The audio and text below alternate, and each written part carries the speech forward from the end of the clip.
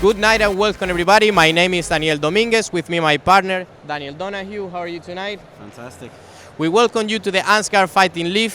This is the number 8 of the event that we've had so far. We're taking place in Telde, Las Palmas. This is without a doubt the greatest MMA organization that we have right now in Spain and one of the top in Europe. What do you think about tonight? I'm thinking tonight we're going to see quite a few strong takedowns. We're going to see some explosive submissions, and as usual we're going to see some heavy-handed knockouts. Of course, if we go any deeper into the card, we'll see we have 8 of the highest level fights, culminating the title fight of Daniel Requejo, which of course defends his featherweight championship title. He's also champion in other 2 organizations, and on top of that we have 2 other champions in their own right who come from Brazil and Portugal. What about the level compared to Europe? I wouldn't compare it just to Europe. I would compare these men with people from all over the world. These men are fantastic. The quality is very, very strong. I've seen some of these guys fighting before. They're fantastic wrestlers. There's some really, really heavy-handed guys with explosive power. And I feel that these guys tonight have been training for months and months, if not years, for this event. And they're going to let it all hang out and they're going to have fun. With this, we'd like to thank your organizer, Fran Montiel and Julio Santana, who organize everything with the rest of the crew. We hope you have a great night of fights, you enjoy this. And this is real MMA. In the cage, everything is different.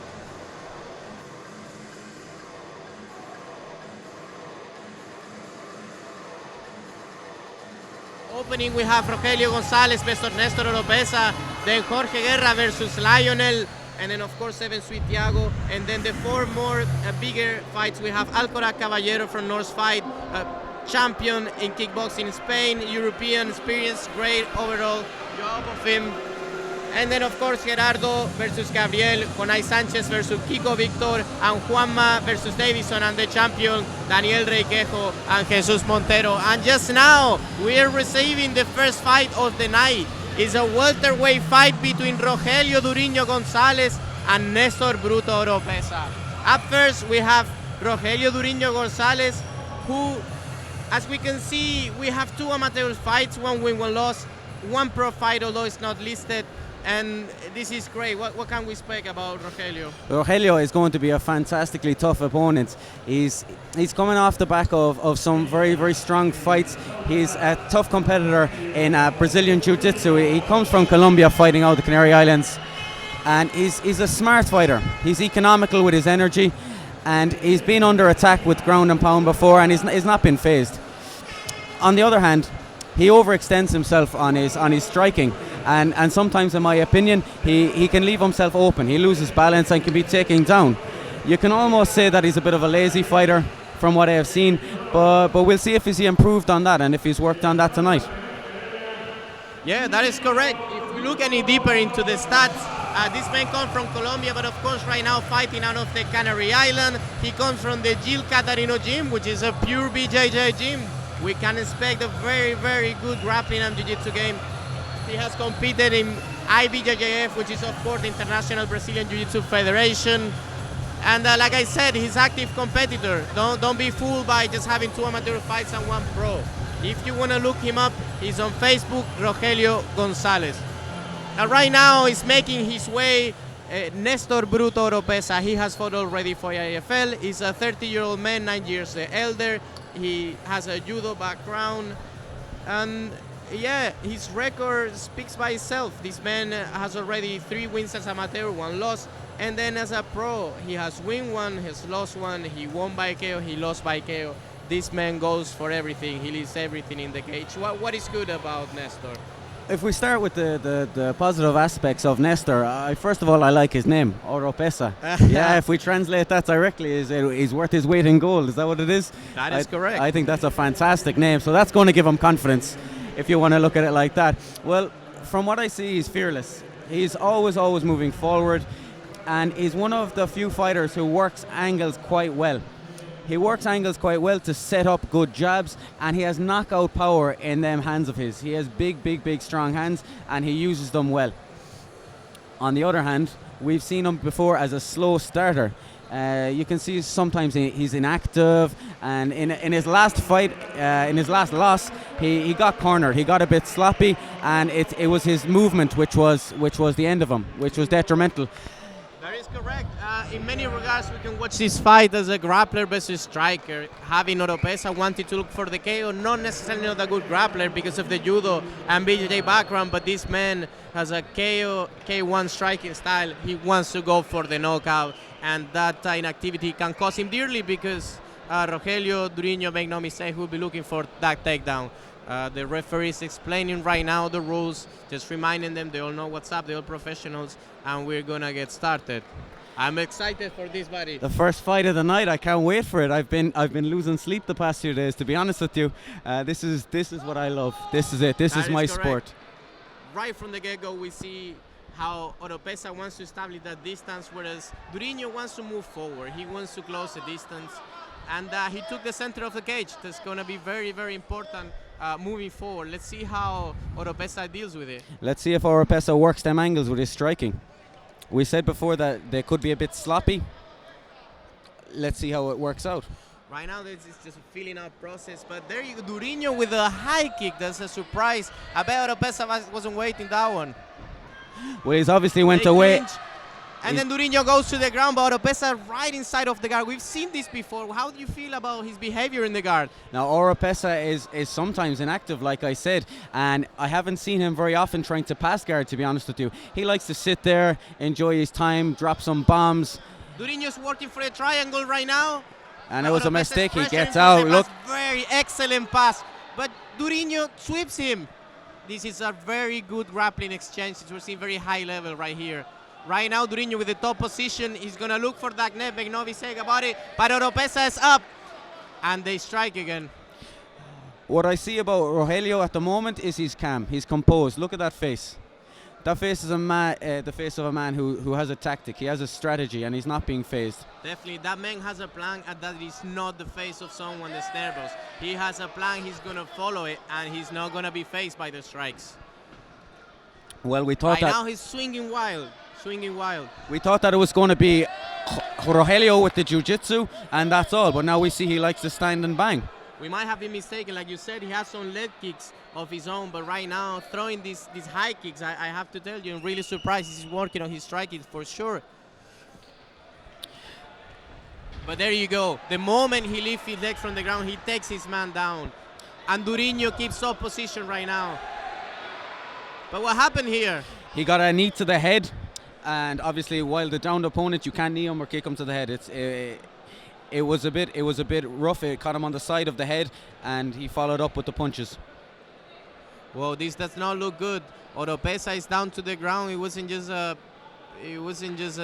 simple strike. There was a knee to the head of the down opponent, which of course, if it was intentional, it could be a 1 point or even disqualification. Because if the fighter cannot continue, it could be disqualified. Very tense moment right now. Oropesa is trying to get his wits about it. Talk about it, because this is not a knee he was expecting.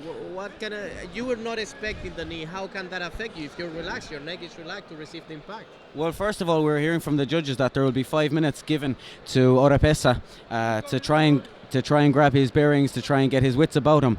Now, the thing about that was it was a strong knee. It wasn't like a knee that he fell down on top of him and that he caught him, which often happens in MMA. You're flailing arms, flailing limbs. It happens. It was a strong knee. I believe it was intentional, not taking anything away from the competitors, but it looked intentional to me. In the heat of the moment, obviously, you're going, all bets are off. That's correct. On the other hand, I have to say, I don't think he was playing the game, as some people say usually. Like some fighters are trying to touch the ground. Not at all. This Oropesa is an honest fighter. He went down. He changed into grappling exchange mode. He was only expecting hands. And then, of course, Duriño was on fight mode. And then he just threw that knee, hit him there, and hopefully he can recover. Let's see what's up. What can you tell us? What's going on right now with the doctor and the sanitarians? It seems like they're checking on him. They're checking on him. They're giving him a few seconds. He seems to be a bit dazed. He's on Lula Street, as we say. He's having a conversation to see if we can continue this fight, but it doesn't look good at the moment. Yeah, right now let's see what's going on. The 5 minutes aren't still up. If I was him, I will definitely take all those 5 minutes, because we see sometimes fighters they just want to fight and they come before those 5 minutes. Talk about that. What do you think? Is that the correct attitude towards it?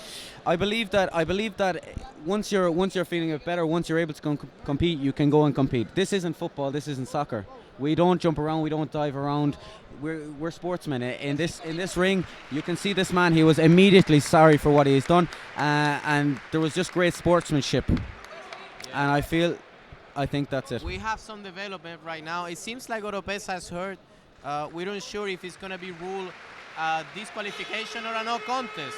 Let's see what the referee has to say.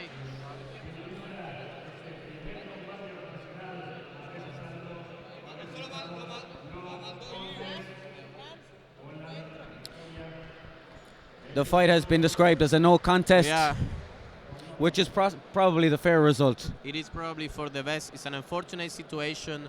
No one wants the fight to end like this. It's a really bad fight. They have both of them trained really hard for this, and it's heartbreaking to see the fight end like this. I was really looking forward to seeing Oropesa fighting. Now, Durinho, if you can see, he seems visibly affected. This guy has been training so hard. He's talking right now to Fran Montiel, of course, the organizer of this event, and he's apologizing. He has nothing to apologize. It's one of these things. It was the heat of the moment, a rush of blood to the head. These things can happen. Like I said, flailing arms, flailing legs. It could have been a bit of adrenaline as well. He seemed to lead in with the knee, but I don't think it wasn't like he repeatedly kneed him in the head or kicked him in the head. It was just one. It's just unfortunate that it was quite a stiff shot, and the doctors had to stop that. That's correct, my friend. There is nothing to be ashamed there. It wasn't intentional. And on the other hand, no one can question this guy's heart. Oropesa comes out with everything he tries, but he was visibly hurt. There is no point in taking further damage.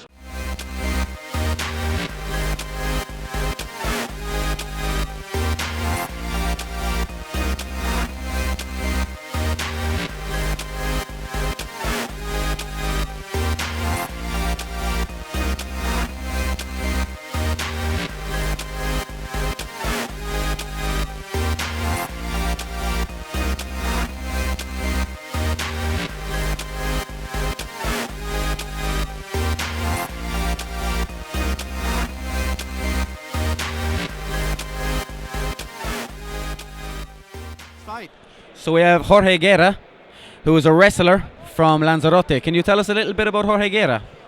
Yes, I can, of course. Jorge Guerra comes from a smaller island here in the Canary Island, and therefore his gym is not particularly big. But we have heard great things about this TAS Lanzarote, of course, affiliated with the big Tag Hinamar, with the champion himself, and many other big fighters. This guy has already 4 fights as an amateur, but he's doing his pro debut. But let's not be fooled. This guy has already 1 KO. He has tasted that shin, and he's gonna enjoy it. If we compare to his opponent is pretty equal. He has only 1 less of an amateur fight. They all won all of them, and but he has 1 pro. He has 1 pro, and that makes a difference. What do you think about that? Well, the fact that Moreno doesn't need to cut weight. We've seen this in the past with strikers and wrestlers cutting weight and being weak, being visibly weaker the day of the fight. And this is a massive pro for Moreno. He doesn't need to do that. He walks around at 72 and he fights around the same weight. And another positive thing I want to mention about Leonel Marrero is that he's an undefeated fighter. We can't say anything about the fact that he's undefeated. That just do a world of good for his confidence. That's correct. Let's go back to Jorge Guerra, who we have right now in the checking point. Jorge Guerra, like I said previously, he comes from Lanzarote. He's a 35-year-old man. Some people are just late bloomers. This guy, it's not like he has a mile. He's a fresh guy. He's starting right now. They have similar height at 169. They're both natural bantamweights, and in comparison to the other guy, he cuts a bit of weight. I don't expect to be much of a factor. However, this man works and studies at the same time. He cannot train full time, whereas Moreno can. Like I said, this guy has tasted KO, and he has this boxing background. He has competed there. But what do you think about his bad habits? What could be the heel of this guy? Well, first of all, I want to say something about his positives. I love these type of fighters, these wrestlers that mix it up with boxing. I really enjoy watching these guys. They're very powerful usually, and they like to control the cage. On the other hand, his negative side, he's not economical with his energy.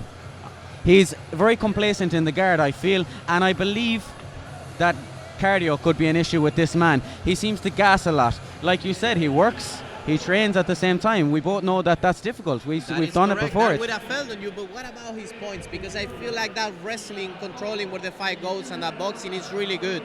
But what about that ground and pound once the fight goes to the ground? Well, like we see when we do the ground and pound, we control our fighters. We put our fighters in a bad position. It's not like just jiu-jitsu, where you need to look for a few moves, pass guard. When you do ground and pound, you have a lot of pressure. And he's an extremely hard worker, like all wrestlers. That is correct. So this will be interesting. Yeah, without a doubt. On the other corner, we have Lionel Moreno. Like we said, he comes from the Black Lion thing. He's a 33-year-old man, similar height. But on the other hand, like we said, he can train full time. He's been 5 years training. Since he's 25, already a grown man. He doesn't have a background, but however, he has a very good wrestling style. It's something to behold. On the other side, like you say, he doesn't cut weight, but this is going to affect positively on his cardio.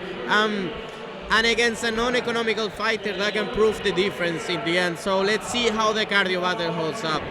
If we compare, we can see that he does have a submission, and he comes from a primarily grappling BJJ gym, like it's a Black Lion team. So how do you think that's going to match up against the wrestling and KO power of Jorge Guerra? Well, I think it's going to be interesting. Two wrestlers going at it. Like we said before, we feel that this man has not been battle tested. He's not battle hardened.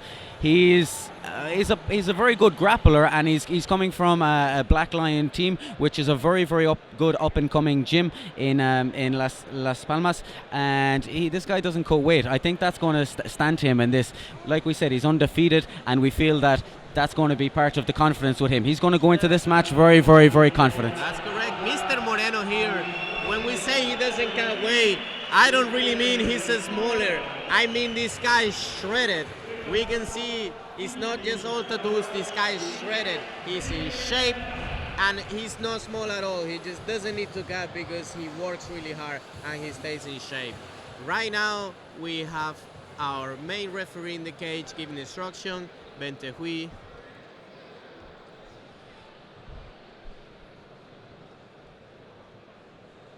Like you said about the positive aspect of not cutting weight, we've seen before that it takes it out of fighters. In your opinion, how much would you say it takes out of you, the preparation and the cutting of weight? For me, it was just another added pressure that I didn't like. I feel that myself when I'm preparing for a fight. It takes a lot out of me. And we start the fight. They touch glove, very respectful. And Jorge Guerra comes forward like a madman. He takes Moreno down, but Moreno slaps that guillotine on top, and he's working to finish him. We see him here against the cage. Jorge Guerra is working to get out of that guillotine. It does not look very deep for me. What do you think about that submission attempt? Well, I think at the moment he's not in quite deep enough. At the moment, Guerra looks very relaxed. He doesn't look like he's like struggling to finish it, but he is working for an angle right now. I think this could be working something. He's shifting his hip. He's working correct for an angle. But so does Luke Moreno. I see his face from here. He looks very calm and confident. I don't really know he has it off. He's looking for the stand-up, but this man is not concerned in the last bit. Whereas Jorge, we have seen he has stopped his guard pass. We don't know if he's caught. Can you see from there? It's an uncomfortable position up against the cage. He's using the cage to his advantage to try and get out of that guillotine at the moment.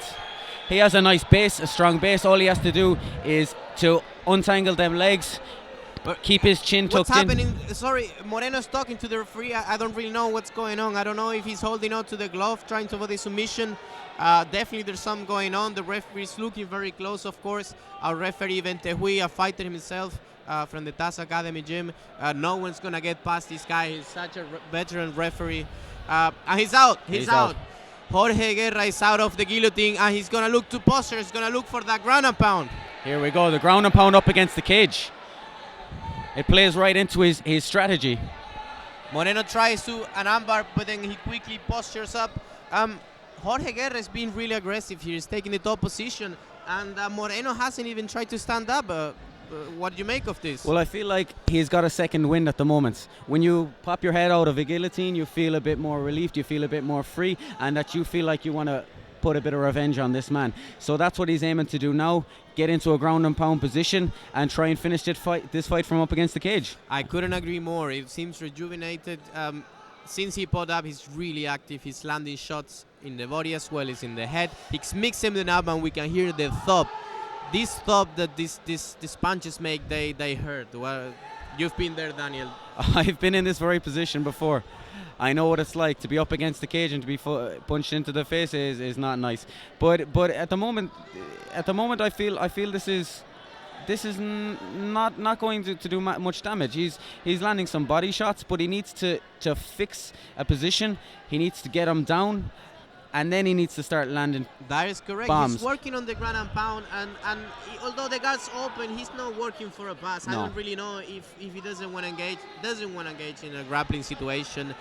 But I feel like Moreno is protecting from the bigger shots.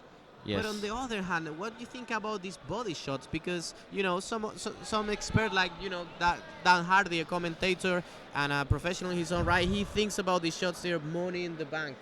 These body shots, they take their toll. And how does that affect a young fighter in a second round? Well, I imagine as the fight goes on into the second round, as you said, it's gonna wear the opponent down. It's going to gas the fighter. You get hit a couple of times into the right area, and you're going to find it difficult to breathe. You're going to be struggling for breath. He keeps dropping them ground and pound from top.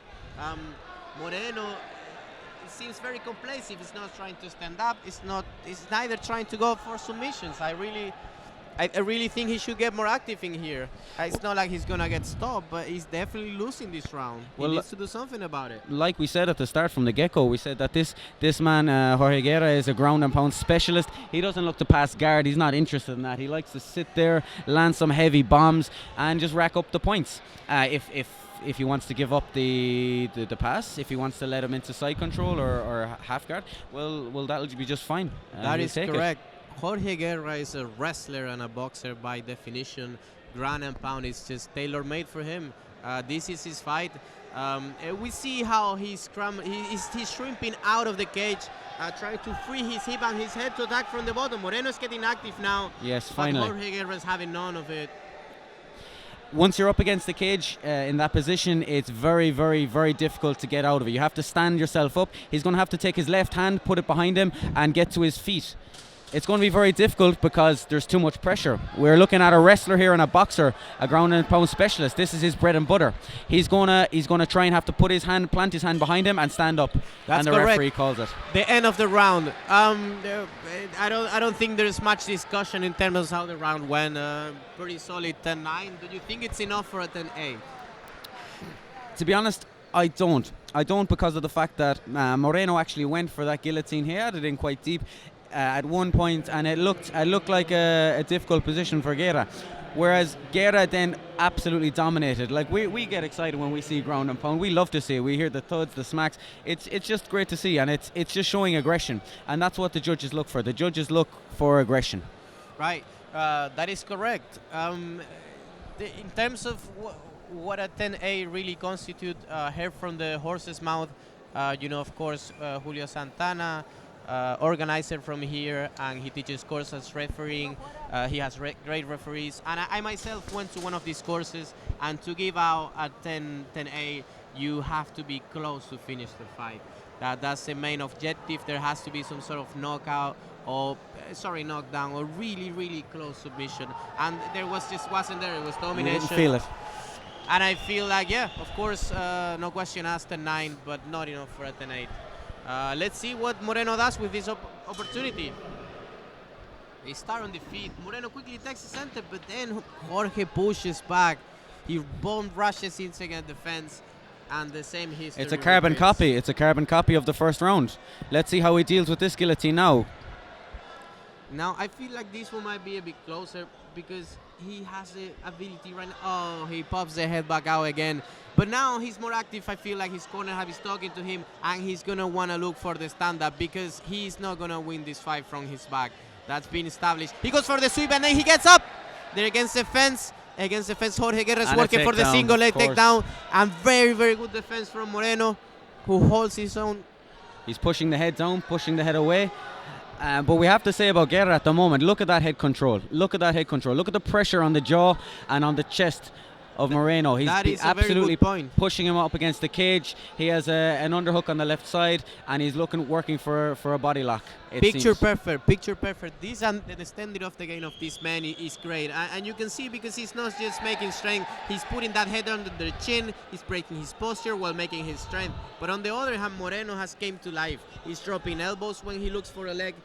And we see him just keeping active and hitting, although his back is against the cage.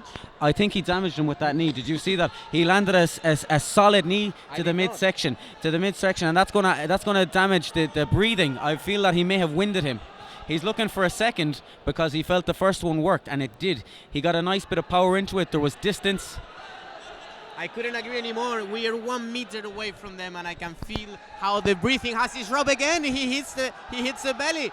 And now he's looking for air. He's looking for a takedown. He's hurt. Moreno's looking for the end. Low kick. He goes to his back. He passes the guard. Ground and pound. He comes Fantastic recovery. That's the heart of a wrestler.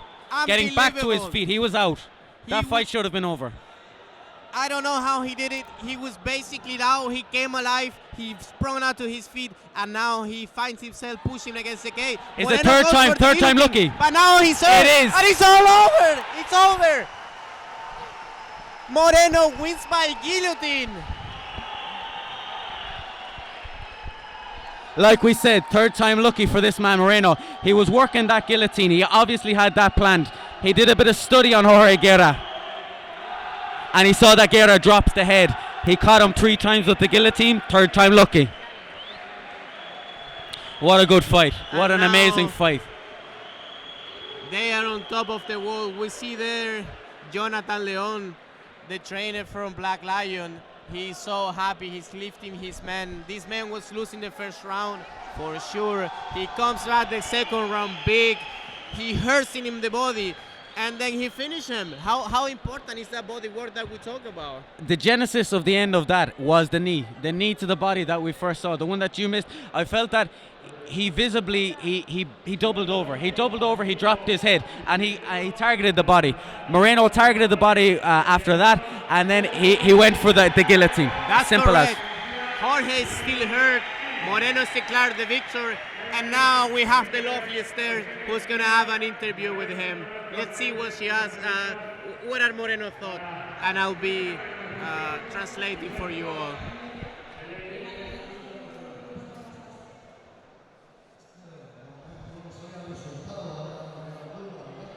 Esther just asked if he expected the fight to go that way. He wasn't sure, but he was prepared for a hard fight.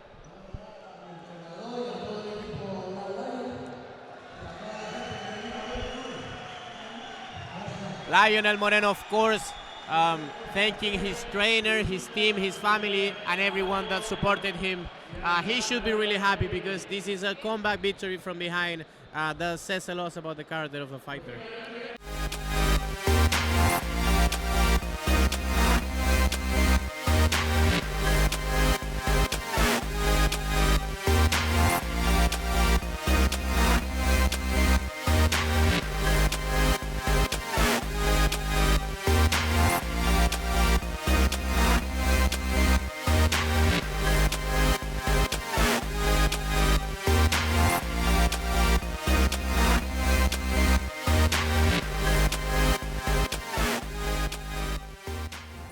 Up next, we have a featherweight bout. What about this fight? I know you're really excited about this fight. My man's Evan C. I love the fights that he has had. They've been amazing. They've been knocked down, drag out brawls. He's fighting out of Arucas on the Canary Islands from Taz Hinamar. And he walks around at about 72, and he cuts down to 65, which is no easy feat. He's a tall guy, and like the man before, he works in a fitness center as well as training.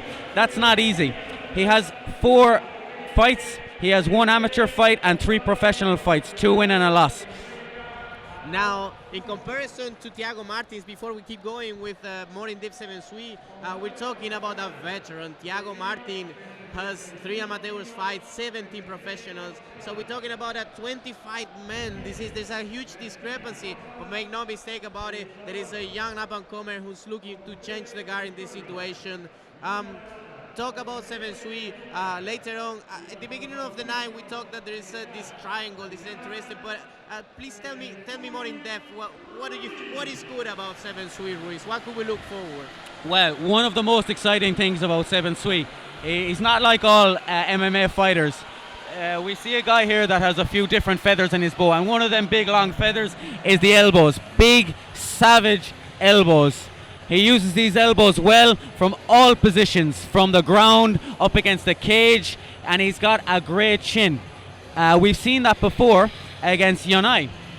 He was in an absolute war, a battle of attrition against Yanai. He weathered the storm, he weathered the ground and pound, and Yanai came at him like a Mack truck. All he had to do was keep his head up and just take the punches. And I felt that he proved to himself as an absolute tough fighter. Now, one thing that we'll speak about a little bit later on as well, that I want to briefly mention now, is the crash helmet that he'll use. He puts his forearms in front of his head to protect from strikes, and we'll see that in this fight, I'm sure. Yeah, we'll talk about that later on. But man, there is not enough good things to say about this young man. Only 22 years old. I might say a strength with him. He is the current champion. Grappling champion in the field organization. I know it because he took the title from myself. This guy, I've trained with him, is a monster, only 22 years old, 4 fights, but I tell you what, he's gonna go a long way. He does have a Muay Thai and Vale-Tudo background on boxing. This guy, like I said, he also has the size, and we're talking about a man, only 22, but he started with 14. This guy has developed in this game. He lost a fight, like we said, but no shame in that. Hone will be fighting next fight. Now, on to the bat. What could really Thiago exploit?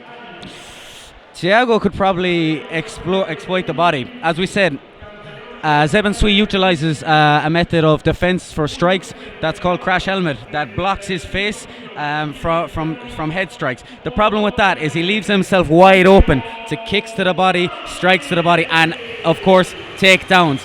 If 7 Sui was a little bit more aggressive on the counter attack, he may take this fight. That is correct, and you might have touched into the most important aspect, that could be his chink in the armor. We're talking about a man that might expose himself to takedown and of course a body shot. And this is not the fight to do so, because like we said, Thiago Martins a veteran, but it's not just a veteran. Like I'm gonna talk about right now, this man is incredible. He has an extensive Brazilian jiu-jitsu and grappling game. This man is a trainer, is a master, is a long-time black belt, and he's been training since childhood. His father, Grandmaster Roberto Vanderlei out of Brazil, has been training him since forever. He did his first MMA fight Brazil style. It was in the back of a gym. He was barely 16 years old, and he came out on top like a champion. He won the next 2-3 amateur fights, and then he amassed a 14-3 loss record. But talk about those two of those 3 losses. Who were them against? Against the champion, my friend. The champion against Daniel Requejo. Requejo. Of those 3 losses, Okay. 2 of them are against the champion. So you understand, my friend, he hasn't been losing over there. He's only lose to the best. To the best. We saw him in that fight. He was pressed up against the cage by the champ. He was exhausted. He was gassed. You have to say about Requejo. Requejo's head control and his pressure against the cage is phenomenal. To pressure a guy up against the cage and to take him down consistently and to be on top of him is something that's going to take the power away from the man Martins, and that's what happened. He threw him around the place and then just slapped a choke on him. That's like he was correct. A bold child. That's correct. We'll see Requejo later on the fight, but like we said, inconsistency could be a chink in his armor, as well as cardio has been questioned in the past, especially against the champ, but there is no shame in there. Like we said, the champ is a machine, and this man is dangerous. He is really dangerous. He's very calm and collected. He's been there, done that. He has outstanding Brazilian jiu-jitsu, lightning fast submission, underrated boxing, extremely underrated. He has competed in boxing. Like we said, this man was a champion. He, the Defoot Now KO Arena organization from my friend Pablo Espejo. This was the AFL back in the day. This was the UFC in Spain, and this man was a champion. This man was a champion. He had a couple of bad fights, but he's on his way back. And when a European BJJ champion and Brazilian national championship, he has the tools. This for me is the fight of the night. Well, I'm really looking forward to this. This a nice show of sportsmanship, a nice show of respect from the veteran, Thiago Martins. I was really looking forward to this fight. Having seen these boys fight before, I know that it's a contrast in styles, and I'm looking forward to seeing how the weakness, like we said about Seven Sui, the leaving the body open for takedowns. We'll see how that plays out against Martins, because if he does that against Martins, he's going to punish him. Talk about incredibility. This man, and now I'm going to let you talk about this, because I know you absolutely love it. It's going to be this triangle at the end of this fight. Seven Sui was beaten in a war against Konai. That was Thiago a war. Beat him in 16 seconds with a heel hook. No shame in there. They're about to start, and they touch glove. They're on their way. Let's now, sit back and enjoy this, my friend. Yes, I wish I could just watch this. Zeben Sui is very calm and collected in general. They both are. They're just feeling it out process. Seven Sui took the center, but Thiago now is coming forward. He throws that leg kick that we've seen in the past. This man is in shape. You can tell he's not just rushing for a submission. Seven Sui comes forward with a very, very good uppercut. It seems very strong, but he's hurt. He's hurt him with a low kick. Goes on top. He's going for the ground. He's hurt. He's going for the ground and pound. Thiago Martin just tries to survive. He's curling up. He's gonna start this fight if he doesn't stop. Seven Sui is just really strong. But watch out. He's fishing for a leg. He has to navigate himself very well here, because this man is dangerous. You don't want him near to your legs. 17 comes up top again with the ground and pound. This is a great fight, and I don't know how he survived that. What do you think? I have no idea. I don't know how men would be alive after an attack like that. That was an assault. I tell you about that. I counted at the very least 12 straight shots to the face. This man is tough. But he's posturing. He's hurt. He's bleeding. Let's see if he can come out of here. If someone can do it, that's him. He needs to get space between his men. He's trying to go for that half hour, and he comes out with the submission. I can't believe that. No. Oh my God, he has a near armbar right now. Oh my God. This is unbelievable. That armbar is in. I can't, no, oh my God. Oh my God, what a fight. What a fight. I can't believe the comeback from behind. His father and the training, everybody's going insane. What a fight. He was nearly done for the count, and he comes back with an armbar victory. His father and corner going insane. Seven Sui can barely believe that. The Martins dynasty chalks up another victory. I can't believe that. What are your thoughts? He was hurt from the get-go. He got hurt his leg. He got ground and pound. Beautiful sportsmanship again. Great to see. This fight was insane. I'm not sure how many minutes, but I tell you what, there was not a second dull in that fight. It was insane. I feel like they both won, because that was a serious beat down that Thiago took. And that Seven Sui handle, is that what you expected? What do you think? I expected, well, I didn't mention it before, but Seven Sui has a nice position with ground and pound. He sticks and drives his hips into his opponent. He crushes his opponent's hips, and he goes to just absolutely annihilate them, headshots after headshots. When that happened, I thought that was it. We that was have over. The interview right now, and we're going to hear Thiago's thoughts.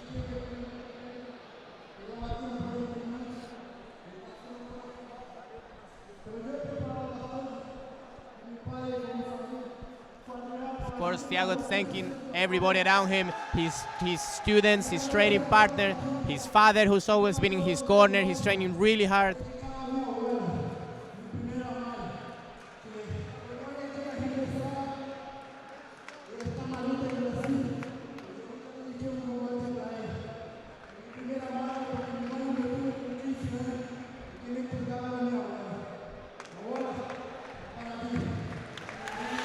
And Thiago is excited. This man knows he was behind.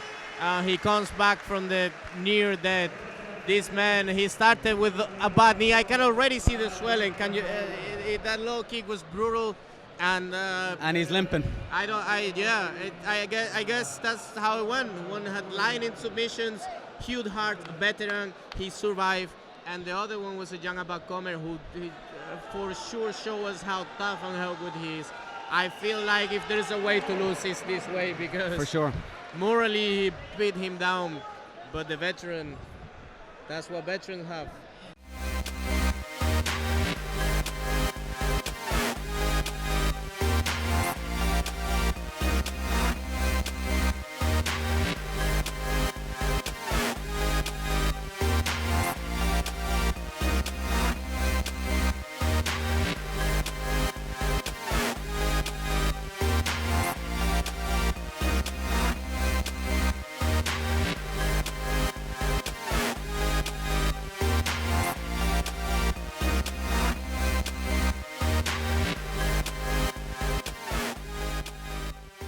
Thanks. And here comes the horse. Yeah, there you go. We have the bigger man. Right now we have a middleweight affair. We have two great middleweights. On the one hand we have Alcoraz Caballero with a losing record, but we will talk further about this. And then Joao Cabral Bonfim, the GOAT. And I don't mean the greatest of all time. I mean an actual GOAT, like an animal. What do you think about that? We have the horse versus the goat. It's not often you see that in the octagon. That's more reserved for medieval times when they had bears and dogs. That is but this is correct. the goat and the horse. This Caballero, is fantastic. of course, like we know, the horse rider. Let's see if he can ride the goat this time. He's a kickboxer from the Canary Islands, a fantastic kickboxer at that, a Spanish champ. Now, we let that sink in for a moment. He's a Spanish champ that has a losing record in the MMA. So what? He is not he's the current champ. We're talking about a very active fighter who's fought in Maximo Blanco, a European and world champion himself. Compared to Cabral Bonfim, we're talking about a veteran of 8 professional fights, 1 win as an amateur, 5 wins, 3 losses. So it might look like a mismatch, but do not be fooled. This man is a professional and a veteran. What can we look forward about this man, Alcoraz Caballero? I think for Alcoraz Caballero, we're going to see some exceptional striking. We're going to see a variation of kicks, mid, high, low. He's going to set him up for a knockout with possibly some low kicks. And he has knockout power in his hands. He's heavy-handed. He has some fantastic ground and pound from the guard, and he has great potential. I think this is a man for the future as well. He's just finding his feet in MMA at the moment, and his kickboxing, as we said, is brutal.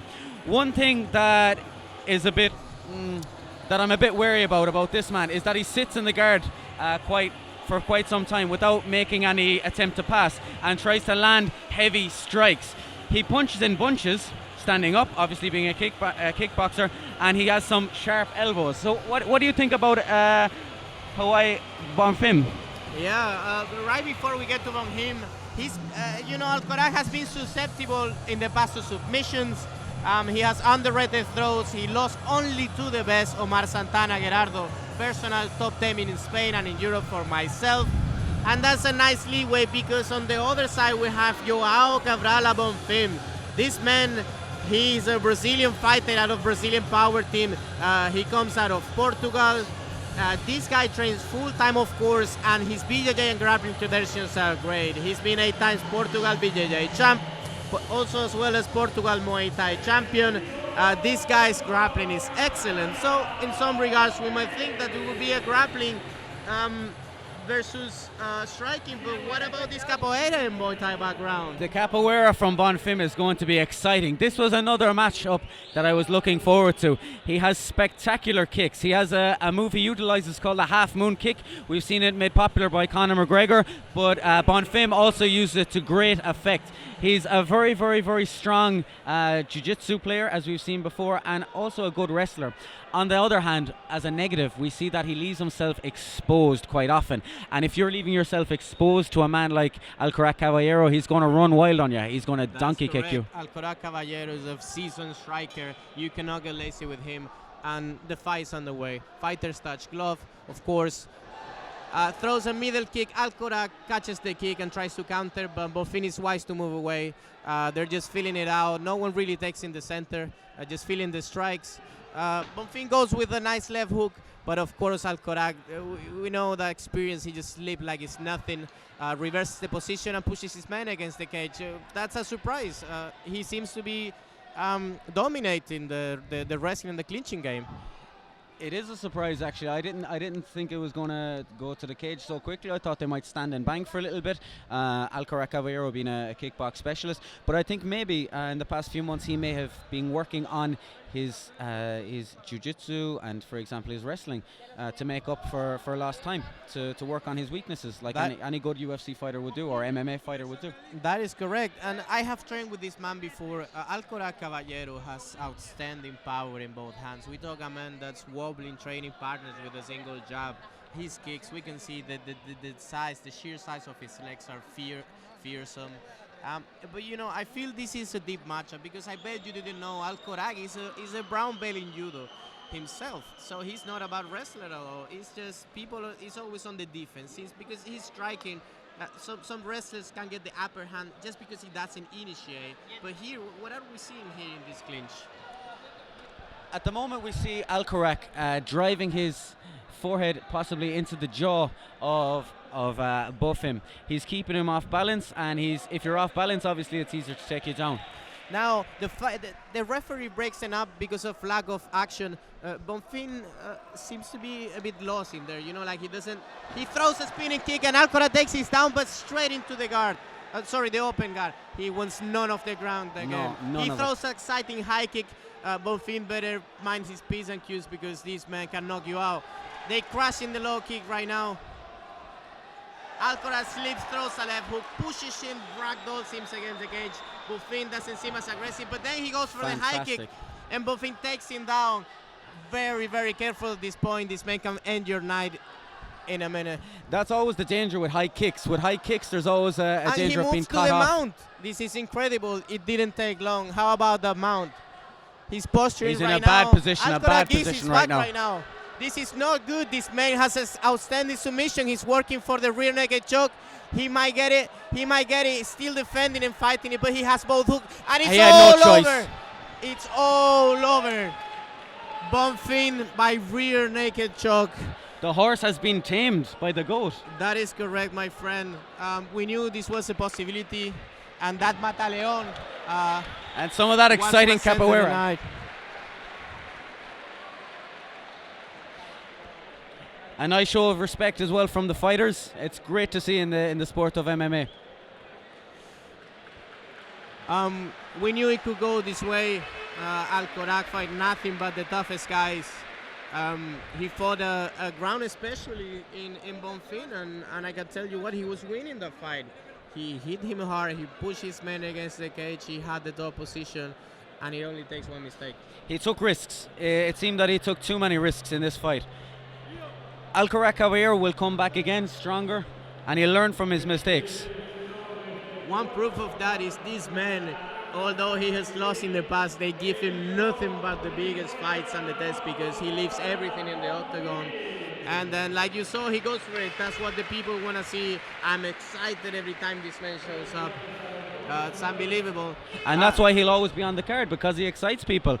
That was potentially one of the most explosive cards of the night. It ended quite quickly, but take nothing away from Caballero. He's going to be back again, stronger, harder. He's going to do well for himself in the sport of MMA. Like we said, he's finding his feet. He's finding his feet, simply. I couldn't agree more. He will be back stronger than ever. And I don't really mean it as a joke. This man seems to be getting stronger. Right now, we have in the cage a beautiful stare, and he's going to do an interview. Let's see what he has to tell us about the fight. Of course, he congratulates him for the fight, and the translator will explain him and ask him what he thinks.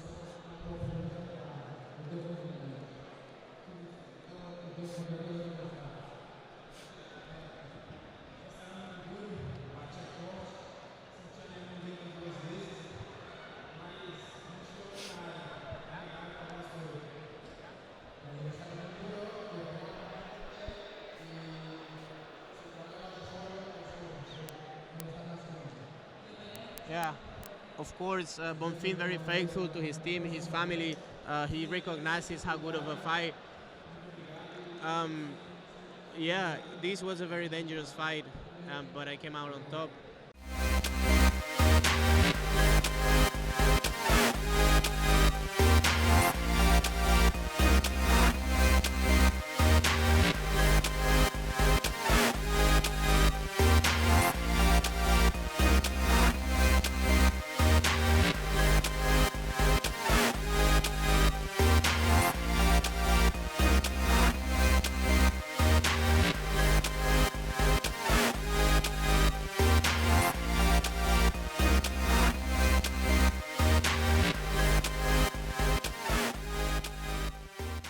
What is good about Gerardo? And I feel like we don't have enough time to talk about this guy. What do you think? Well, first of all, he's confident. His confidence is massive, and it's transmitted into the ring. He fights with style, and we can't say that about everyone. He has striking, he has submissions, and he finishes fights with bombs. With absolute bombs. He goes for extremely quick takedowns. He has extremely good transitions, and he passes guard like nothing. Yeah, he takes down guys super quick with power. He takes guys down for fun. He takes down guys like I put on socks. You know what I mean? You said it, my friend. He's a very intelligent man as well.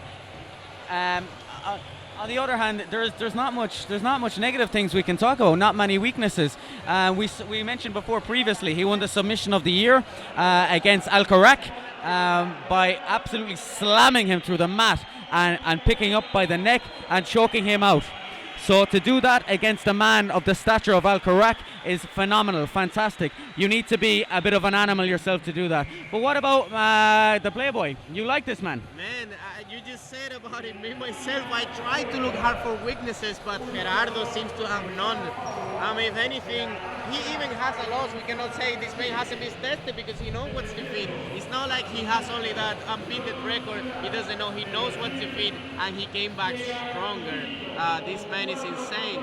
And right now the Playboy, I'm gonna talk about this Playboy because Gabriel Macario is a favorite myself. This 22-year-old man started with 14 years old. He's been raised in the fight game. Of course, he's been fighting for 8 years. He does nothing but train. He pretty much trains full time. With his 4 victories, 3 of them are via KOs. I feel like some of these TKOs are actual KOs. The fact that the referee step on, to me, that's still a KO. What is good about him? It's hard to say because he likes to finish fights and he finished fast. But let's just say, what about the technical striking? I know you're a fan. What do you think about his striking right from the get-go? Well, he's a great counter puncher, right? And it's not just counter punching. It's timing. His timing is phenomenal. He moves in and out like it comes naturally to him. When you start training at the age of 14 at boxing, it comes second nature to you. It's something that many wrestlers and jiu-jitsu players fail to develop, is the inward and outward movements with regards to boxing, and I think that could be a massive plus to the Playboy. But what about his negatives? Neither. No. I don't know about the negatives of this guy. We can tell from the get-go that fighting against Gerardo, maybe his ground game, we don't know how his ground game is. He hasn't been tested. Neither has his gym. So not have been under fire or tasted defeat. Sometimes he plays games, in the young fighter mind. The organizer and owner of the AFL, the men who make all of this possible, together with Julio Santana here, but of course, to the bigger picture, just came by and say, watch out for the boxing of this guy. And when Fran Montiel says something about it, we should really watch. They're about to start. The referee takes the start of the fight and they touch glove and they're underway. Rapidly, they take the center, they feel each other. Gerardo opens up with a leg kick, but it doesn't face the Playboy, who's just looking for the fight. Like we say, he slips. He hurt him. He slipped the fight, goes for the left hook, and he hurts him. But Gerardo reacts and takes him down. Playboy is on his back. Gerardo does not want this fight up because that guy is a counter artist. Right now, trying to go for the back. He has one hook. How about that? He's getting the back. He has the back. 30 seconds in the fight. This man Playboy already has the back and he's looking for a choke. What can Playboy do here, my friend? Can Playboy do anything? I don't know. We haven't seen this man tested before. Playboy is keeping calm and trying to fight that left hook, but he's being flattened out. This does not look good. This is not good. This does not look good, and he's just going straight forward. for the choke. Good And night. it's all Off you over. go. It's all over. In the first round, under 2 minutes, Gerardo once again finishes the fight by Mata Leon. This man does what he wants. This man is insane. We talk about the pedigree. Another finish, the 7th finish for this man, Mata Leon, and he was fighting against the Playboy himself, who's no joke. Playboy visibly disappointed, but there is no shame in losing to this man. Not at all. I think at one point Playboy rocked him. He rocked him at one point. Gerardo fell to the floor, and the floor is his domain. I think so as well, my friend. He slipped the first hand off. He slipped. He countered with a left hook. Because if he didn't realize, he did it again. He rocked him. Gerardo stumbled into the cage, but he recovered like the champion he is. And I don't know what you think, but I think following him into the ground was a big mistake. Massive mistake. He should have worked out a strategy where he gave him some space, give him a bit of time to stand up, and after that you can play your game, Playboy. You could have played your game, but he'll recover from this, of course. As you said, a young guy, 22 years old. He has the world in the palm of his hand, you know. He has it all ahead of him. I wouldn't worry so much if I was Playboy.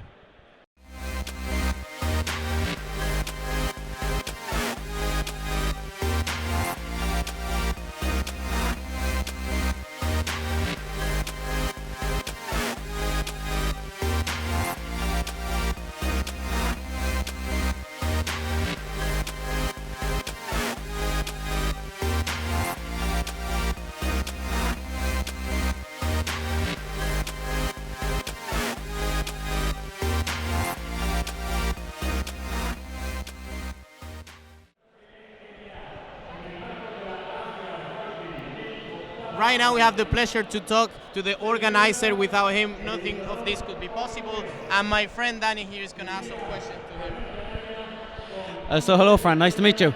I was just going to ask you about the main event tonight. With regards to the main event, what do you expect? What can we expect from the main event?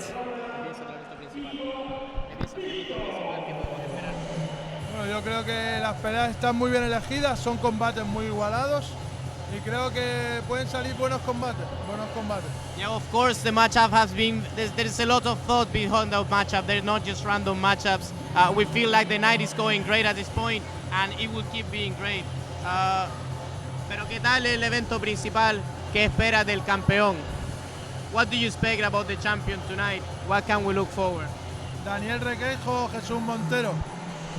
La verdad que hay una cosa que es complicada para mí, es dar una opinión sobre este combate, que no lo puedo dar porque tengo amistad con los dos. Of course, we understand. Los dos son amigos míos y complicado. Yo creo que va a ser una buena lucha, que los dos son dos guerreros y le deseo lo mejor a los dos. Ahora mismo no puedo decir otra cosa. Of course, without giving too much away, I know both guys personally, they're great. It's going to be an exciting fight. Daniel is a champion for a reason, and so is Jesus there. What is next for IFL? ¿Qué es lo siguiente para AFL? ¿Qué podemos esperar de esta organización? Bueno, lo próximo que podemos esperar es que ya hacemos la semana que viene en Barcelona. Vamos a hacer un descanso y vamos a empezar a preparar la segunda parte de la temporada. Ya la semana que viene en Barcelona tenemos un veterano de UFC y ya empezamos a trabajar vamos a subir otro escalón más en el tema de luchadores. Of course, the next fight we're working for the second season, which is going to be great. We're going to bring new fighters. We're going to have to take a small rest, but then we're going to come with a great card in Barcelona. But talk about, there's great things coming for AFL. Can you advance us anything of the great things? Sabemos que van a ocurrir cosas importantes. AFL va a dar mucho que hablar. ¿Qué nos puedes contar? No puedo contar nada, a fin de cuentas. Me llegan buenas noticias, vamos a hacer un parón corto para preparar todo lo nuevo, pero vienen grandes noticias para AFL. AFL para años, seguro.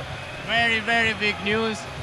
The president himself doesn't want to give anything away, but I can tell you, I know, and there's nothing but great things. You're going to hear a lot from IFL in the following. Thank you very much, Fran. We look forward to the fights. Thanks again.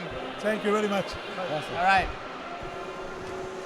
And now we have Caracol, we have the snail, Yanai Sanchez from Black Lion team, this fantastic up-and-coming team from the Canary Islands, against Victor Kiko Marinho from Portugal. So what do we know? What do we know first of all about the visitor to this island, Kiko? What can you tell us about Kiko, Dan? Victor Mariño, Kiko, sorry, we don't know that much in comparison to Jose Caracol. He is a last minute edition. This man, we didn't know much in terms of, because he hasn't fought here in Spain.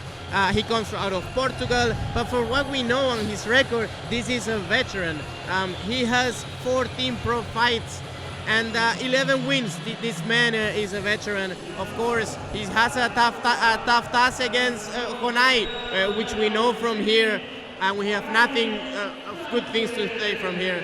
So against a veteran, I feel like Honai is going to do good. I know you're a fan of Honai. You have studied in depth all his qualities, and I'm going to let you do this breakdown and enjoy it. What's good about this man? I'm a massive fan of Honai.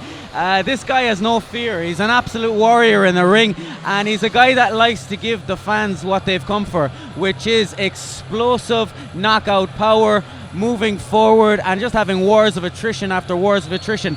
One of my favorite fights in MMA in the past few years was him against Seven Sui, where he teed off on Seven Sui, and Seven Sui took it and showed his toughness.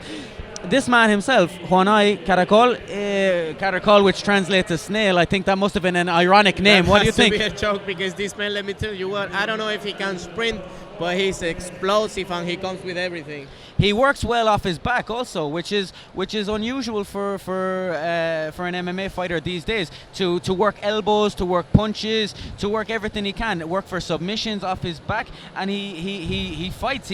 He's not a nice person to have on his back even, so you may as well just stay away from him if you're up against him. What strategy could you have? Yes, my friend, that is not. He's built like a truck, like we often joke about, but this man is no joke on his back, you know. He does have a lost submission, but there's nothing shame about it, because he lost against Thiago Martin and mastering his own right. And like we saw earlier tonight against Seven Sui, it just happens. I mean, you can't even say that his submission defense is not good, because he won five fights without any type of submission. He wins by 1 submission, 1 KO, 1 TKO, and 2 by decision. This man doesn't care how he wins, he just wins. And what is bad about this guy? Well, as you will see, hopefully, I'm hoping to see it, that he swings wild. Some people prefer a nice crisp jab, in and out movement. That's beautiful. That's absolutely beautiful. But as we can see, I think we're going to have a bit of a wild ride on our hands here with the snail rampaging through the ring against Kiko. He's gonna go crazy as soon as that bell rings, and they all know it. I mean, the public here is going great. We're gonna start the fight, and just to know, Victor Kiko Mariño is the champion of the organization in Portugal, so let's watch out, because his grappling credentials are also great. We start with Caracol taking the center of the round like you usually do, but Victor not face. He looks very calm, looking for his opening. And now Caracol and here we go. Down. Keeping the distance. He doesn't want to get involved with some jiu-jitsu. He doesn't want to make it go to the ground. He wants to stand it up. And here he goes, swinging wildly, like we said. Whoa! What a slam! Now the shark has the snail in the ocean. Caracol comes recklessly. He moves forward. Victor Chains Leven slam him down, mounts him, take his back right now. Caracol is in a bad place. What does he have to do right now, partner? He has to get his shoulders to the mat very, very quickly, because in this position he's in danger. The snail does not survive in the ocean. And he does, but he gets he gets mounted. He gets tricked. Victor Kiko Mariño is looking for the katakatame ending. He mounts in again. This man is relentless with his pressure. However, Caracol has survived the scare. He escaped the back, and now he's working to get up. But he gives his back again. Both hooks in. Now this time, he's playing with fire here. What do you think, Mariño? A man that does not forgive. This man is an absolute tactician on the floor, and look crazy. At this transition. We knew there would be some wild transitions tonight. I said it from the get-go.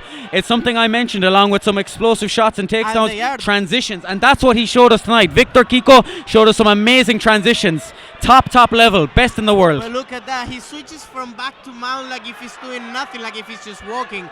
But Caracol doesn't give up, and he's doing the smart thing, although he's giving up position. He's always trapping the outside right now. Kiko is going for the submission. He's going for the armbar. He has to be very careful. He needs to posture. Oh my God, and it's all. No, it's not. Was that a tap? moving. Was that a tap? I don't know. It's crazy right now. There is a scramble. The Kiko gets to referee his didn't feet. know. We don't know what happened. He's just moving forward and throwing strike like a madman. But Kiko has regained his composure. He's hurt. He's hurt. He goes for the flying knee. He moves forward. Kiko's backing up to a corner. He might be hurt. He gets hit with the left hook. He keeps his hands up. Comes back with an elbow. But Swinging this man wildly. doesn't stop. This is a Honai fight. This is where he strives. He looks for the neck and now he looks for the takedown. But Kiko's up. Now Kiko's looking for the submission himself. He goes to the back. Oh my God, he takes the back again. This looks like the story is repeating itself. I don't really know how Honai is surviving this at this point. Kiko, I think we may have underestimated coming into this fight. We knew he was a champ, but we didn't realize on what planet his jiu-jitsu is on, because this is something like I've never ever seen before. We can't say Caracol is lazy or slow, because this is just fantastic transitions. But look at that, Caracol has a hair of a champ and he just turns inside of the guy, but he finds himself in his guard, which is very, very difficult. Right now he opens the guard and stand. Caracol might as well just keep it standing because Kiko is a dangerous man and he could be hurt. He scrolls down to the cage, trying to put his back to stand up, but Honai keeps the pressure up. Kiko looks hurt. He looks tired, he looks gassed. Here comes the slam. He takes the back. But again, I don't know how do you feel about this strategy, because he looks like he's winning the fight on top. He must be pretty comfortable with his ground up, I guess, because I think maybe he's a bit tired from that last exchange. I think maybe it took something out of him too quickly. The intensity was probably too quick from the start, and maybe he needs to stand up to his feet, get some range, and keep away from the floor. It may very well be, my friend, because right now he seems content to be in the ground. Posture, say it, of submission. He's not ground and pounding, and we see how smart he is. He just turned his fighter and he looked to his corner to go for instructions. Of course, his corner taking his back, just instructing me how to pass the guard, and of course not stay in the guard, because you don't want to be here. Brutal elbow from the top position. Kiko have to move from here because he's just gonna be finished in this position. Caracol is ruthless. There's no way Caracol can be comfortable in this position either, because this is a champ that you're dealing with. A champ on his back is dangerous. He snaps an armbar from the bottom. I can't believe this. Oh my God, and it's all over. It's all over. Caracol has been caught in an armbar. This is insane. Can you believe that fight? I can't believe this fight. The public is mute because the fighter, the champion from Brazil, just came back from certain defeat, and the public doesn't even know it was such a quick armbar. How could that happen? We saw him landing punches. Caracol was landing punches, strike after strike. That was fantastic timing by the Brazilian. Amazing timing from Kiko.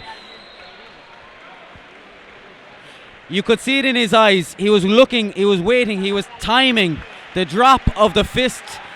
It dropped to the right place. He caught his wrist, grabbed the arm, stretched it out.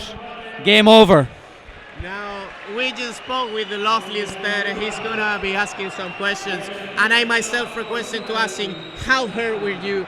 Because it looked like he was out for the count. At some point, I feel like he was even looking the wrong place.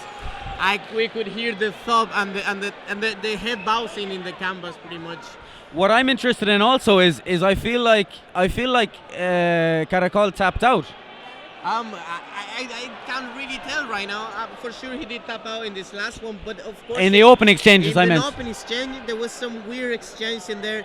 We're not really sure if he was hitting or tapping out.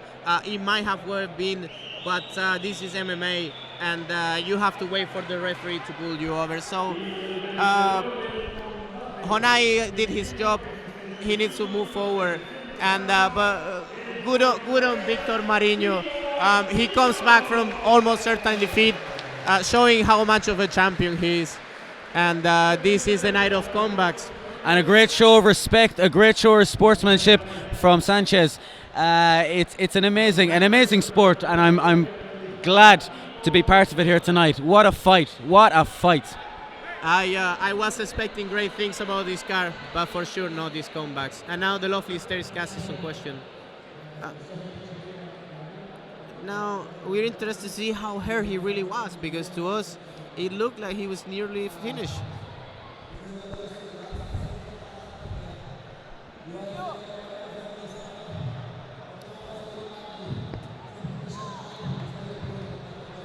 Now Victor Mariño, of course, he was prepared for a war, and he will not be faced for these type of things. He's been there, he's done that, and he can for certain come back from that. Of course, Esther thanks him for the fight, the amazing fight, and Victor thanks back the organization, the crowd, and he's really happy with the win.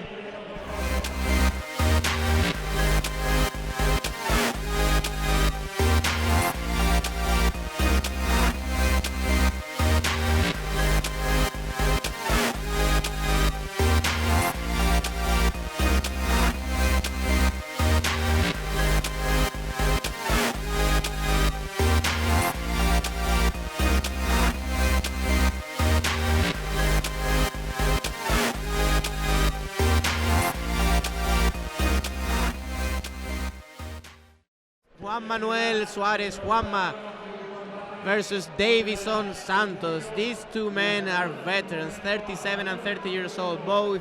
Juan Manuel, of course, is a 28-fight veteran. He has 20 wins, 8 losses, and 0 defeat. This man, when he started, wasn't even an amateur circuit. He went straight to the pros. He has 5 TKOs or KOs, 9 submissions. He wants to finish fight. But Davison Santos is no slouch himself. He has 10 fights. He has 6 wins and 4 losses, which might be the champion of the Grand Prix Predador, which is a very well-respected MMA organization. What about Juanma's experience? What can you tell me? Because this is... Well, Juanma has been all over. He's gained invaluable experience from traveling the world, fighting out of Russia, fighting in Germany, England, Poland, France. He fought in Pancreas, M1 Global, Knockout Arena, Cage Warriors. The list goes on. This list's going on. And there's something about fighting all over the world that gives you confidence. You're never going to see something that's new. And I believe that's a massive positive for this man, for Juanma. Massively experienced. This man, I can tell you, I have trained with this man on a daily basis. I can't even tell you how many times I've been tapping out to this man. He looks like I am in a tapping out contest sometimes. Very frustrating, but his experience is unbelievable. He's been everywhere, literally everywhere, except for the UFC. It is to consider that 3 of his former opponents, after fighting him, they have been picked up by the UFC. What do you think about that? Well, I think I might want to go and fight him now to see if I can get a contract. What do you think about that? My friend, I don't think that's a good decision. I don't think so either. I mean, fighting this man is a losing proposition. But the fact that the UFC thinks that if you beat him, you're good for UFC material, it's great. There is no word to describe that. Only the bad luck that this man had.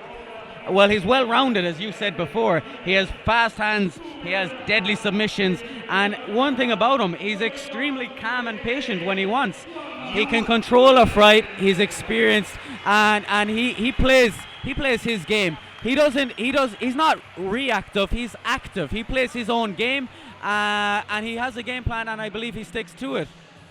Well, what do you think about Davison Santos? Yeah, like you said, not enough good things about Juanma. Sometimes, if I had to say something, is that he has a slow start. So there's a nice leeway to Davison Santos, a man that we do not have as much information as a Juanma, because he of course comes from Brazil. But this man being a champion himself and having 10 fights is a true veteran. I spoke with him, he knows Juanma, he knows his game, and he told me, you watch, there is gonna be fireworks. I am gonna be looking for the finish, and I'm gonna fight like the champ that I am. Well, if the fighter himself is saying that, you better watch out. Yes, my friend. And he said there's going to be fireworks, but Juanma predicted he's going to finish in the first round by KO. How bold is that? Taking a page out of Conor McGregor, your countryman. Well, did he pick a minute or did he pick a second? Because if he didn't, then I'm not interested. A first round is a long time. I try him, make him pick a minute, but he's like, I could take a minute and be a Mystic Mac too, but I just want to keep the emotion up. I mean, what good is it if I tell you the minute exactly? You won't even watch the fight. It would be like opening your presents before Christmas, wouldn't it? That's correct. That will be. And this is our present for tonight. Yes. Some fantastic MMA action. I'm looking forward to seeing Juanma, who you're so fond of, and I want to see some of this submissions. It's going to be interesting. We've seen some fantastic fights already tonight, some phenomenal matches, and it's just going to get better and better from here. It is. I can tell you what, this fight, Davison Santos, I saw it in the waiting, professional. This man has been around. He's been training for 14 years together with the 14 of Juanma, nearly 30 years of training for both these men. It is insane. Both of them late starters in the 20s, 20 years old for Davison and 24 for Juanma. But to be fair, they started pretty much when the MMA started here, which it was a while ago. This man is a pioneer. He started in the first team in the island, and then he and the organizer, Julio Santana, which is very interesting, are the head coaches of the great gym Taskin Amar. They have produced great champions such as Daniel Requejo, Juanma himself, and apart from the trainer, this man is a head coach. This is not just a fighter who's told what to do. He's a very intelligent fighter.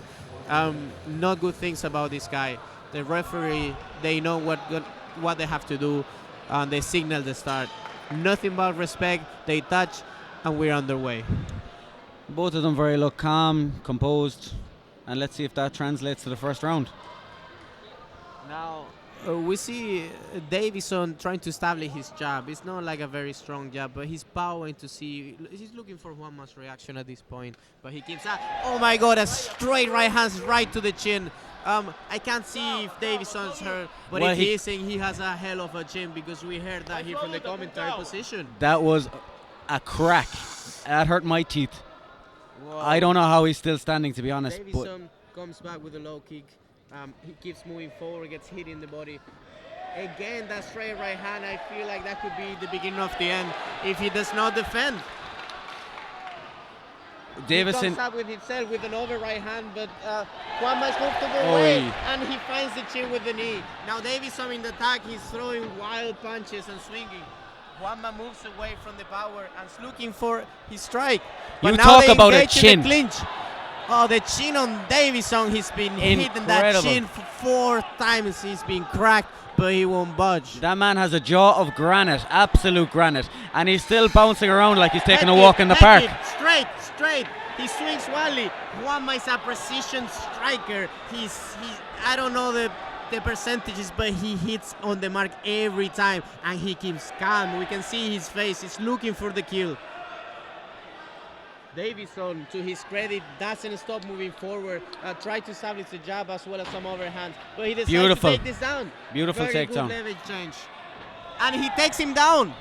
But now he finds himself in Juanma's guard, and he wants to establish ground and pound at this point. Juanma is very wise to close the distance, looking for that half guard, and just breaking the posture in general. With combat position at the moment from Davison, he's up to his feet.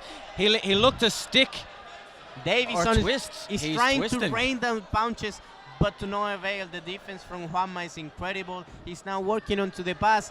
He has the overhook, but which means that Juanma has that underhook. He's great at sweeps.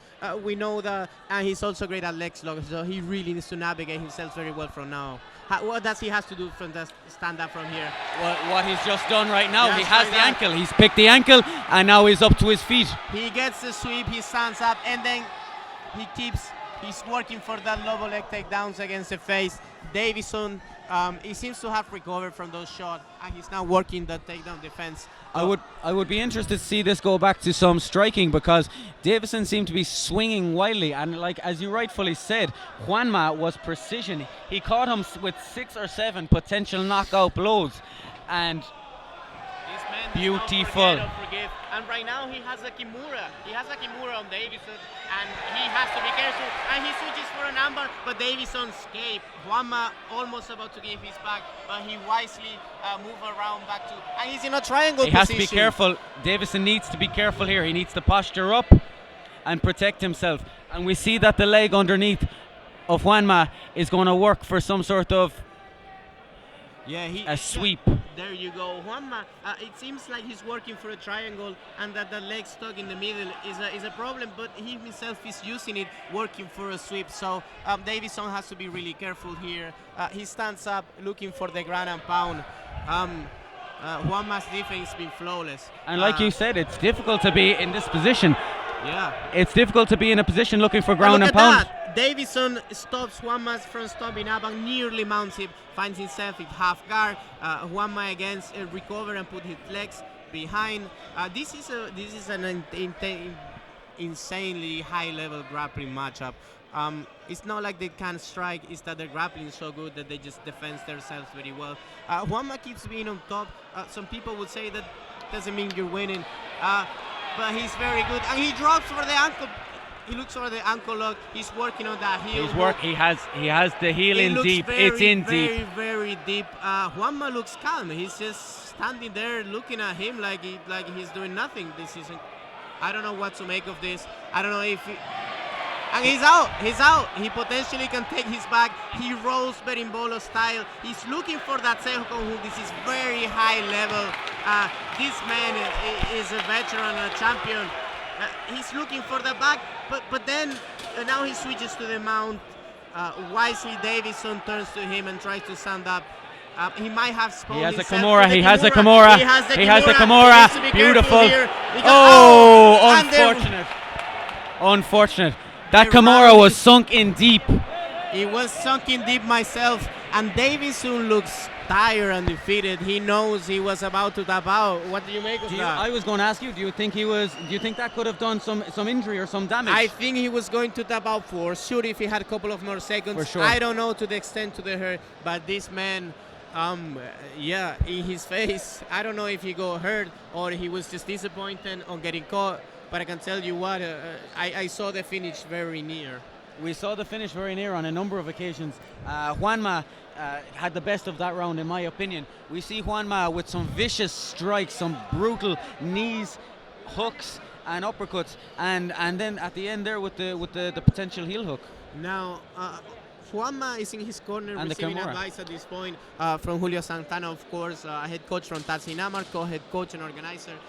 He's giving the proper instructions. And one thing to take notice, we see a Playboy in the corner of Davison who looks bending over like there's something going on.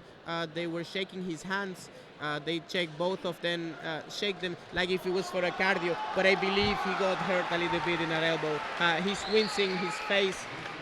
Let's see how it plays out with that arm, if he's hurt or not. That could be a major factor in the fight. We did ask the question if that is going to lead to some problems in the second round. When you get a pulled muscle, you get a hyperextension of an elbow. It's going to affect you. He's going to probably try and block it and pretend that it's not there, but he has to feel it. Yeah, definitely. He only knows what's the extent to the injury, but we'll definitely be looking forward to it. Juanma, of course, with his continuous calm demeanor, looks like he's having some popcorn in the cinema. This man looks the same when he came in than when he came out. And they start the second round. They touch as a sign of respect. Davison still moves forward, but Juanma has his eyes on the prize. He's a precision striker, and Davison knows it. He ain't swinging wild anymore, my friend. He is not. Whoa. He's been very defensive and very sluggish. He took it 2 leg kicks, and I feel like he hurt him. He threw 2 hands wildly. That doesn't look good.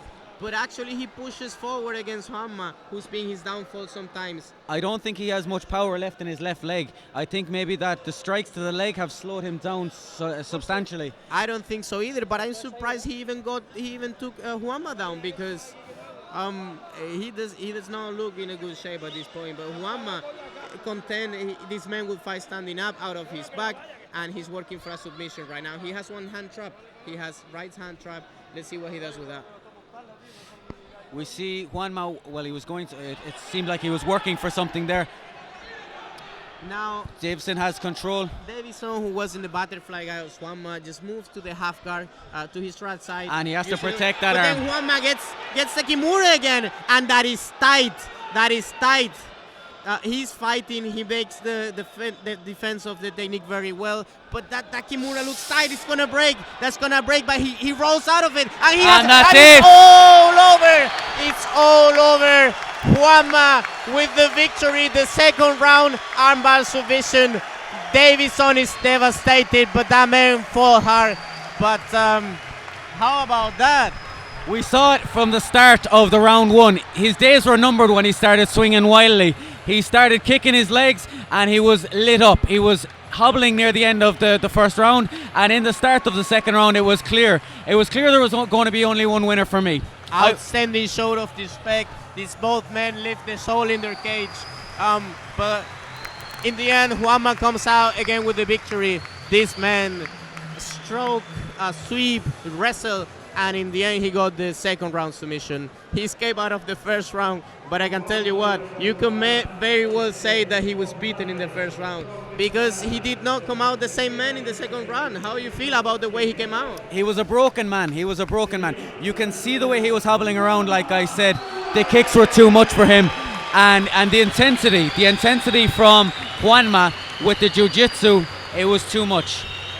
Davison has nothing to be ashamed about. That man has to be proud from that fight. It was a fight that had everything. And now we're going to hear from Esther doing a little interview with Juanma. This is insane. The beautiful stare.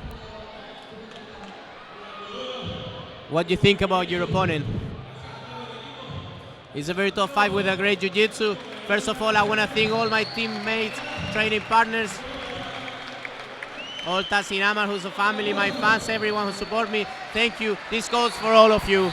A man of few words. He just wants to go with his teammates.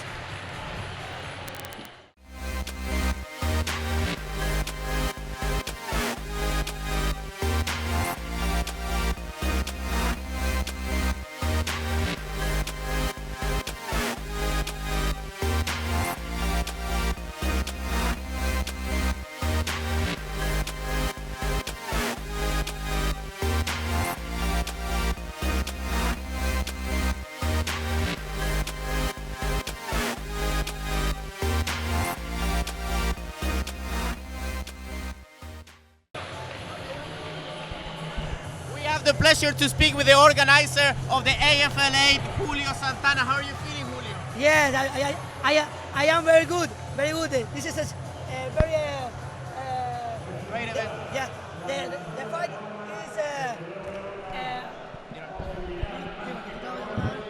la lucha es maravillosa, la lucha es impresionante, hay buen ritmo de lucha, vamos bien en el evento, el público ha respondido y estoy muy contento. Y ahora It has been a great event. The public has been there for all of us. And right now, what do you think about the main event? ¿Qué piensas de Requejo? yo pienso que Requejo va a ganar, quiero que Requejo va a ganar y vamos a ganar. Of course. The champion is looking to defend his title. We thank you, Julio Santana. He is the man here organizing this event together with Fray Montiel. Muchas gracias, Julio. Sin ti esto no podría ocurrir. Esperamos el evento principal. De nuevo, nos veremos el próximo FL. Sí, seguro. Aquí hay FL para rato. Seguiremos trabajando y grandes cosas vienen en camino, según nos ha chivado Fran, ¿verdad? Grande. Muy Hay grande sorpresa. Gracias. De acuerdo. Muchas gracias, Julio. There you go.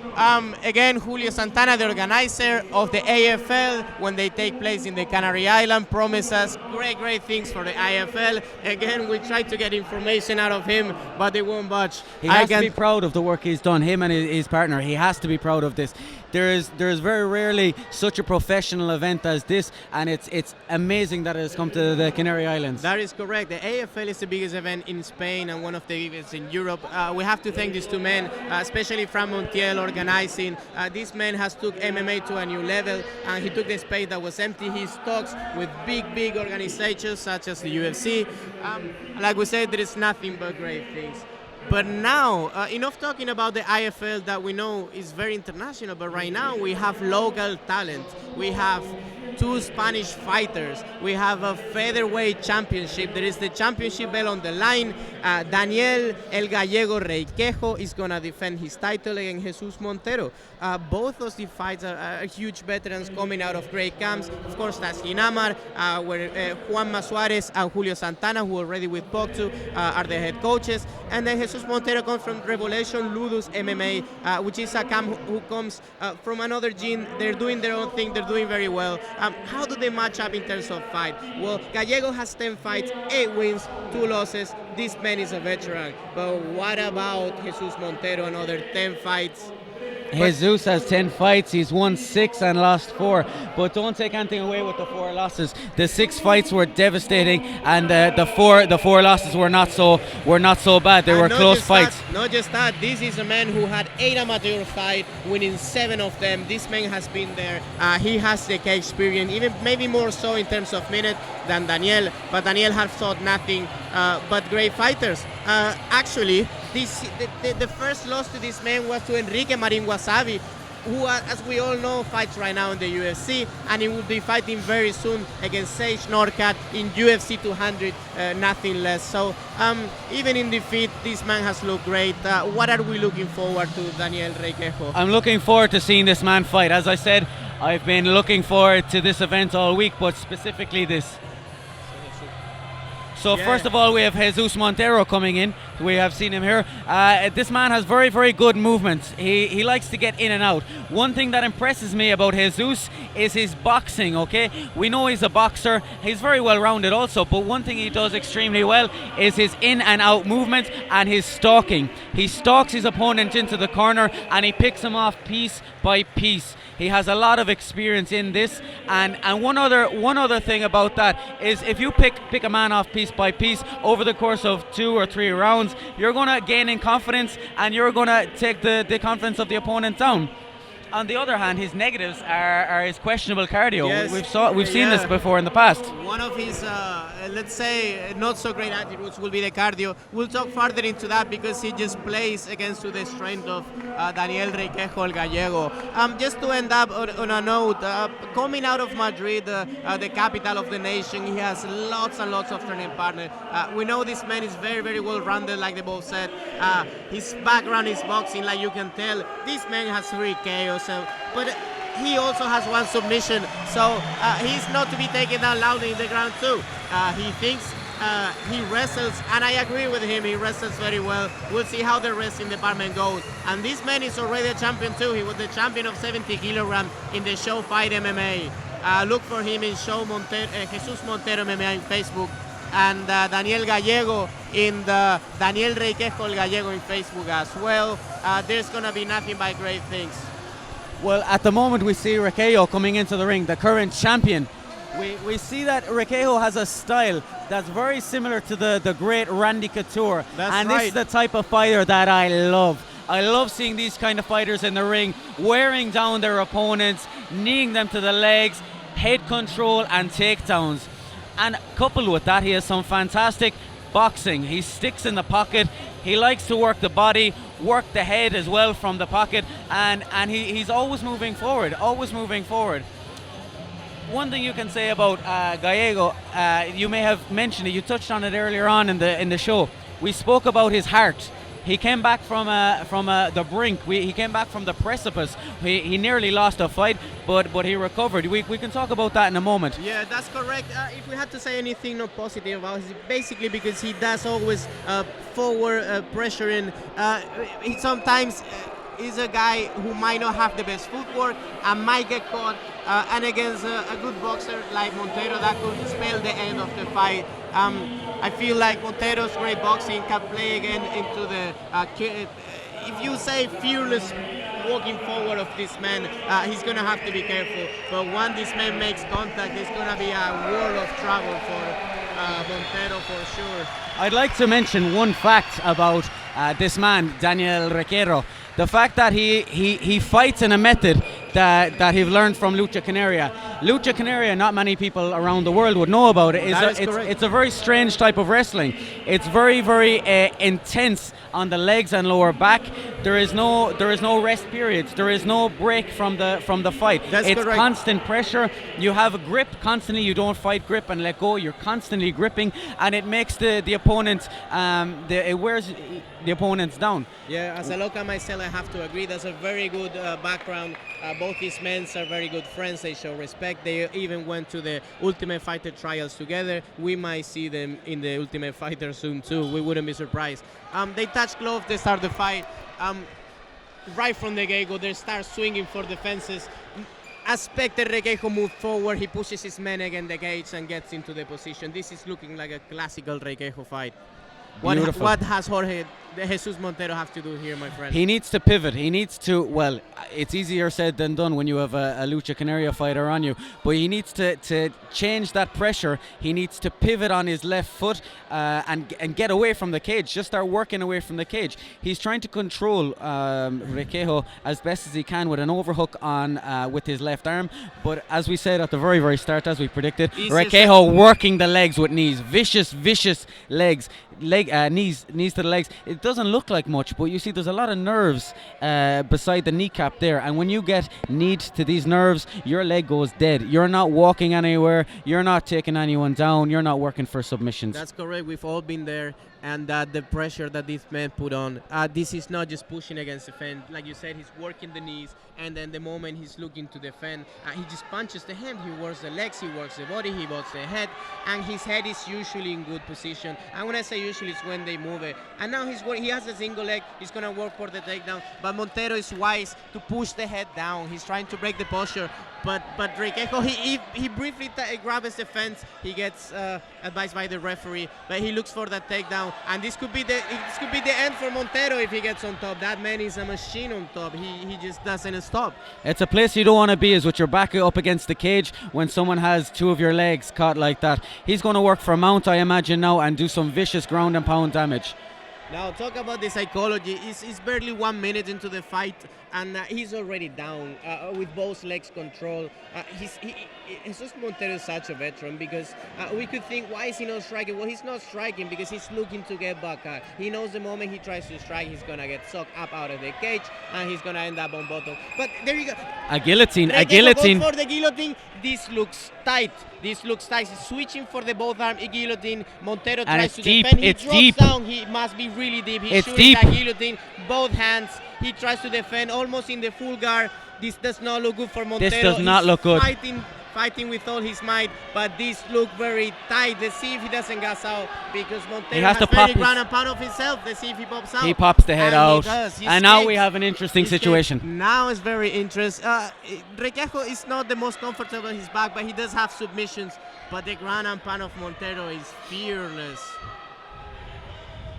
We see some gorilla punching, some backhand, back fists. And these punches are landing. Now, at the start of the fight, Montero took a couple of punches to the face himself. Now and these punches are landing. Requeijo is wise to break the posture. Let's see how his cardio has been affected, because he's not punching as much as he could. What do you think about a puncher with a good wrestling? He should be just going to town with him. He should be. But now he's comfortable. He's letting him stand up now. I think he wants to fight, bring it to the feet. I'm not he's sure confident. If he's tired. He might know something that we don't know. Yeah. But if you have Requeijo down, you should probably keep him down, because this man, he does not get. Oh my God! He cracks into the right hand. He goes on top, ground and pound. The ground and pound. He's getting hit. Montero tries to stand up. He tries to take the bat. He goes again for a fearsome Mataleon, and then he breaks the posture. He hit ground and pound. Oh my God, this is horrible. That has the to be referee it. might stop it. That's And it. he does. And that's it. And the Requeijo champion retains the title. Ground and pound retains the victory. title. Montero still hurt on the ground, and the public goes insane.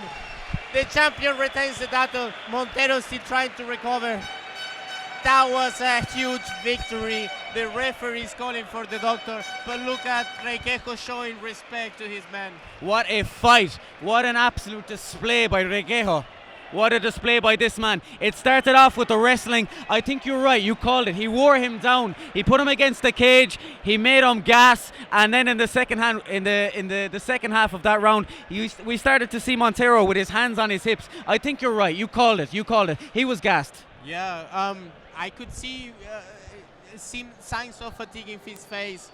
But I tell you what, those minutes against the cage, against Requeijo, those are no joke. This man puts an insane amount of pressure, and he can end your night, or he can gas you out very, very fast. And like we saw, the top game of Requeijo was insane. Right now, the president of the organization, Asgard Fighting League, Fran Montero, goes to the cage to give the title, and rightfully so, to the champion, not only of AFL but other two organizations. There is nothing but great things of this man, and we see him with the belt around his waist, well deserved. No one works better than this guy.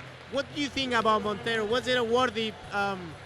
I think he was a worthy opponent. I agree completely. There was nothing wrong with Jesus Montero tonight. He was unfortunate to get clipped and rocked in the first part of that first round, and we had Requeijo just exploit that. He smelled danger, he smelled the weakness, and he was on top of him. He was on top of him like a rabid dog.